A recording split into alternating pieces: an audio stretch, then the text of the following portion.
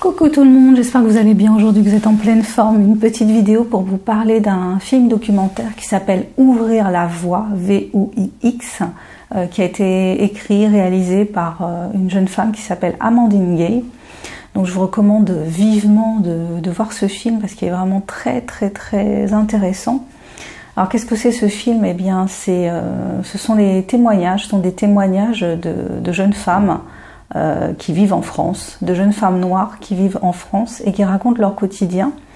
Et ça fait du bien. Moi, ça m'a fait du bien de voir ce film parce que ça change. C'est vrai que on a souvent des images assez stéréotypées dans les médias de la femme noire en fait. C'est un type on va voir un type de personne. On a l'impression que les gens sont tous un peu identiques ou soumis à des stéréotypes, et puis en fait comme vous vous en doutez, non, on est toutes différentes, même si on a des points de similitude, hein, comme toutes les femmes, quoi. Et donc ce que j'ai trouvé intéressant dans ce documentaire, c'est justement de voir cette diversité semblable mais différente. Et puis en même temps de voir qu'il y a plein de choses que nous vivons, dans lesquelles moi je peux me retrouver, même si la plupart des jeunes femmes qui témoignent n'ont pas le même âge que moi, mais elles sont plus jeunes, mais je me retrouvais dans certaines de leurs expériences, comme parfois les expériences amoureuses, le regard de certains hommes, que certains hommes peuvent porter sur ce qu'ils appellent l'exotisme de la femme noire. Enfin, voilà, on peut se retrouver, et puis dans les expériences de racisme ordinaire, parce que ce qui est intéressant, je trouve, dans l'époque à laquelle on vit, c'est que les expériences, elles se partagent plus facilement. J'aime beaucoup YouTube, j'aime beaucoup les réseaux sociaux, parce que aujourd'hui on se retrouve moins seul avec ce genre d'expérience. C'est-à-dire qu'on sait qu'il y a des échos, on sait qu'on n'est pas les seules personnes à vivre ça. Peut-être qu'à une époque on avait peut-être tendance à garder pour soi, ou bien pas forcément à trouver normal, mais à faire avec, peut-être d'une façon un peu plus l'impression de pas trop avoir le choix, ou la peur peut-être d'être un peu paranoïaque, de se dire si je commence à faire ma parano, je vais jamais avancer dans la vie. Et puis en fait, quand on voit ce genre de documentaire, quand on voit pas mal de témoignages de jeunes femmes sur YouTube, je me rends compte que ce que j'ai pu vivre, d'autres l'ont vécu, d'autres le vivent encore. Et que ça mérite justement qu'on ouvre la voie VOIX, et qu'on en parle, et qu'on en parle, et qu'on en parle encore et toujours, et qu'on continue à s'exprimer là-dessus, justement pour mettre des mots sur les choses, pour mettre du sens sur les choses, pour les comprendre, pour pouvoir s'en défendre aussi, c'est important.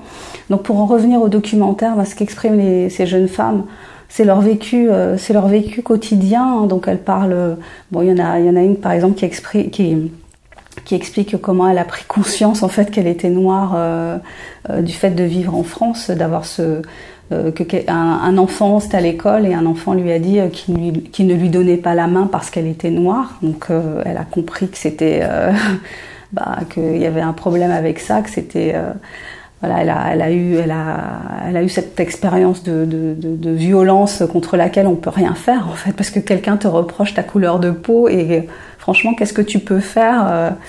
Ta couleur de peau, c'est vraiment le truc contre lequel tu ne peux rien faire, quoi. Ça fait partie de toi, donc quand quelqu'un te rejette par rapport à ça, c'est vrai que c'est extrêmement violent. J'ai trouvé aussi intéressant, il y a des filles qui parlent de leur expérience de l'éducation, du fait de maîtriser les codes de l'éducation nationale,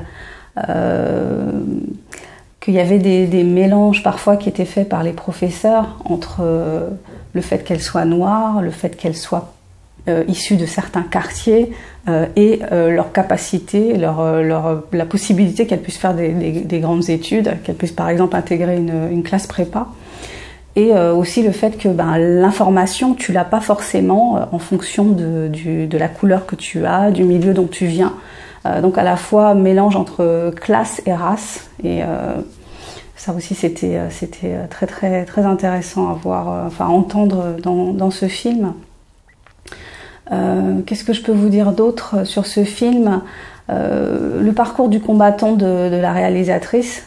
Qui a eu énormément de mal en fait à récolter des fonds pour faire son film. Donc elle s'est adressée en particulier au CNC et en fait on lui a refusé les crédits parce qu'on lui a dit que son film avait une dimension communautariste en fait, qu'il n'avait pas une dimension universelle et que voilà on pouvait pas lui financer. Et du coup, elle a posé la question. Enfin, elle s'est posé la question. Je vous mettrai peut-être des liens vers les vidéos où elle parle de son film. Il y en a beaucoup il y en a beaucoup sur le net en fait. Hein. Donc, parce qu'elle est très très très active. C'est une afroféministe. Enfin, c'est très intéressant de l'écouter. Elle a beaucoup de charisme. Et donc elle disait justement que c'était assez étrange parce que finalement est-ce qu'on pourrait pas considérer qu'un film dans lequel il n'y a que des blancs est aussi un film communautariste? Et puis à ce moment-là, si on prend les choses à l'envers, on pourrait dire qu'un film où il n'y a que des blancs donc aurait une dimension universelle. Et à ce moment-là, pourquoi un film où il n'y aurait que des noirs ou que des asiatiques ou que des maghrébins n'aurait pas aussi une dimension universelle? Donc on peut retourner le truc quoi.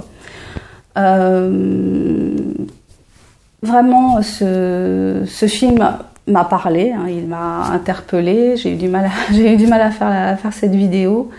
Ouais, parce que c'était peut-être un côté un peu intime, je sais pas, quelque chose d'assez qui me renvoyait beaucoup à mon vécu. Je vais m'arrêter là. Si vous avez aimé cette vidéo, vous savez ce qu'il vous reste à faire. Si vous ne l'avez pas aimé, ce n'est pas grave, on ne se quitte pas fâché.